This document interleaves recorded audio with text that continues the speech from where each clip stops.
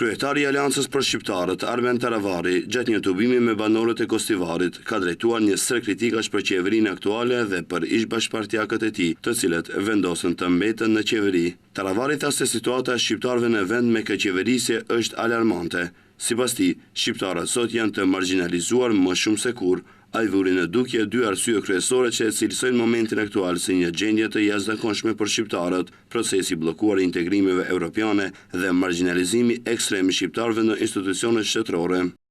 Prandaj, në kështu situata krizash, kur shqiptarët totalisht marginalizohen, ne nuk mund të jemi hysmeqar të Maqedonasve, mund të jemi vetëm partner të Maqedonasve në këtë shkallë.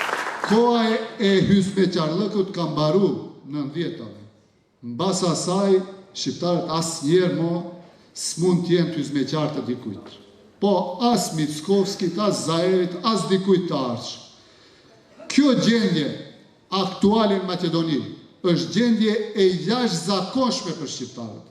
Ndërkaq, sa i përket ish-bashkëpartiakëve të tij, Taravari e sfidoi publikisht drejt për drejt Arben Fetajin dhe Azir Aliun që të dalin si kandidat në zgjedhjet lokale në Gostivar dhe Likov dhe nëse marrin më shumë se 1000 vota. Taravari tha se do të largohet nga politika.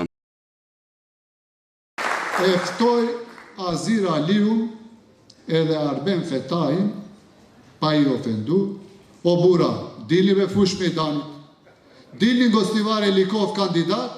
Në qoftë se merrni më shumë se 1000 vota për shqiptarëve, unë nuk merrem me politikë. Hajde bujrum fitoj. Para të pranishmëve, Taravari sqaroi edhe arsye se pse vendosën pas një viti të largohen nga qeveria.